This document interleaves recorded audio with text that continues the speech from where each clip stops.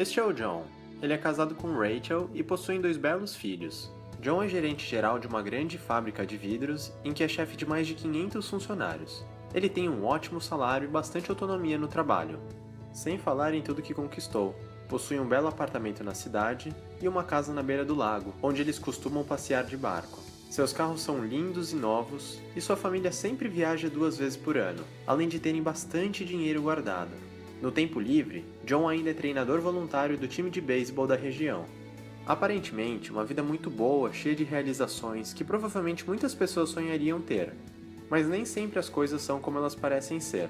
A vida de John não ia nada bem. Sua família estava se desestruturando, seu relacionamento com Rachel e com seus filhos ia de mal a pior. No trabalho, a história era a mesma. Ele estava enfrentando muitos problemas com os funcionários. E até o time de beisebol que ele treinava há tantos anos tinha se virado contra ele. Sua vida estava em crise, mas o motivo de tudo isso é que John não estava sabendo exercer seus papéis como líder. Para mudar sua vida de uma vez por todas, John foi levado, contra sua vontade, a um lindo mosteiro na beira do lago Michigan, onde conheceu o monge Simeão, um lendário executivo que veio lhe ensinar os princípios mais valiosos sobre a liderança. A primeira coisa que precisamos entender é que sempre que 2 ou mais pessoas se reúnem com alguma finalidade, há a oportunidade de se exercer liderança. Você pode liderar a sua família, sua equipe de trabalho, um grupo de voluntários, um time, uma sala de aula e muitas outras situações. Basicamente, a liderança é a habilidade de influenciar pessoas a desempenharem seu trabalho da melhor forma possível, visando atingir determinados objetivos para o bem comum. Assim como outras habilidades, você não nasce sabendo praticar a liderança, mas qualquer pessoa que queira pode aprendê-la e desenvolvê-la. Basicamente, esse tipo de influência é exercida de 2 formas distintas, por poder e por autoridade. Quando falamos de poder, falamos em forçar ou coagir alguém a atender à sua vontade, por conta da sua posição ou força, mesmo que a pessoa prefira não fazer. Já a autoridade é a habilidade de levar pessoas a fazerem de boa vontade o que você quer por causa da sua influência pessoal. Não é preciso muito esforço para exercer o poder. Não sei quanto a vocês, mas meus pais costumavam dizer: faça sua lição de casa ou você não sairá para brincar com seus amigos. Sem falar em diversos governantes ao longo da história que sempre se apoiaram no poder para conseguirem o que queriam. O poder pode ser comprado, dado, vendido, tomado ou até herdado. Por outro lado, a autoridade requer um conjunto especial de habilidades. Ela é adquirida por meio de um processo longo que diz respeito a quem você é como pessoa, ao seu caráter e à influência que exerce sobre os outros, mesmo sem estar em uma posição de poder. Por exemplo, vou fazer esta tarefa da melhor maneira possível porque foi ele quem me pediu. Mas agora você deve estar se perguntando: se das 2 maneiras é possível conseguir o que se quer, por que não optar pela maneira mais fácil, pelo poder? Bom, pode funcionar bem no começo. Mas o grande problema de utilizar constantemente o poder é que, com o passar do tempo, ele se torna muito prejudicial e pode até acabar com os relacionamentos. Um bom exemplo disso está no distanciamento nas relações entre pais e filhos. Muitas vezes, o fenômeno que chamamos de rebeldia entre os adolescentes acontece quando há um uso excessivo de poder. Mas é claro, existem situações em que o poder é realmente necessário, seja para colocar limites em nossas casas ou para despedir um mau empregado. O importante é entender que um líder deve se apoiar na autoridade, fazendo com que as pessoas façam as ações por vontade própria, não por obrigação.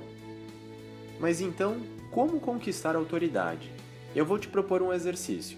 Pense em alguma pessoa que possui grande influência na sua vida. Pense em alguém por quem você faria as coisas por boa vontade.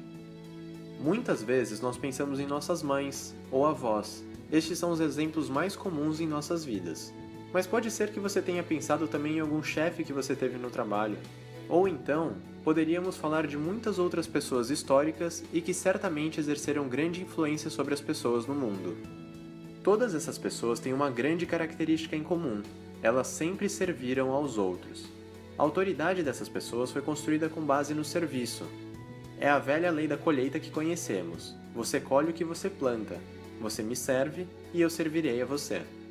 Essas pessoas se sacrificaram pelas outras pessoas, se doaram por elas, se comprometeram, cuidaram e se esforçaram para identificar e satisfazer as verdadeiras necessidades delas, e para remover todas as barreiras para que pudessem alcançar os resultados desejados. Veja bem, Eu estou falando de necessidades, não de desejos. Existe uma grande diferença entre o que as pessoas querem e o que as pessoas precisam. Um escravo atende aos desejos das pessoas, um servidor atende às necessidades das pessoas.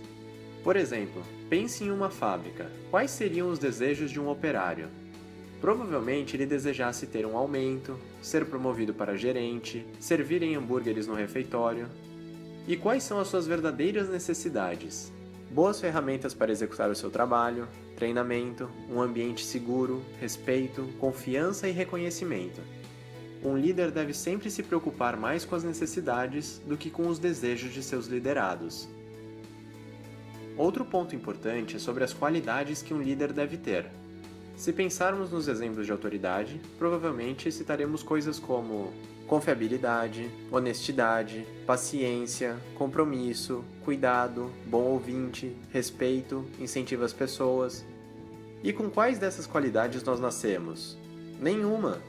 Como você pode reparar, elas são comportamentais, e como todo comportamento, elas são escolhas. Você pode escolher como se comportar. E todas essas qualidades estão presentes em nossas vidas. Algumas estão mais presentes e outras menos. O grande segredo é entender que todas essas características podem ser desenvolvidas para que se tornem mais fortes e para que possamos exercer melhor o papel de liderança. O último ponto, e muito importante, refere-se ao ambiente de trabalho. É muito importante criar um ambiente saudável para que as pessoas cresçam e possam ter sucesso em suas funções. A melhor maneira de entender isso é usando a metáfora de plantar um jardim. A primeira coisa que você deveria fazer é encontrar um local adequado, bem iluminado e com condições favoráveis. Depois, você precisaria cuidar da terra e prepará-la para o plantio. Então, você precisaria plantar as sementes, regá-las, adubá-las, e de vez em quando, você precisará remover algumas pragas antes que elas infestem o seu jardim. Às vezes, será necessário colocar alguns limites e podar as suas plantas. É um processo longo que exige atenção, cuidado e muita paciência. Mas quando a hora certa chegar, suas plantas terão crescido e se desenvolvido, e você colherá os melhores frutos.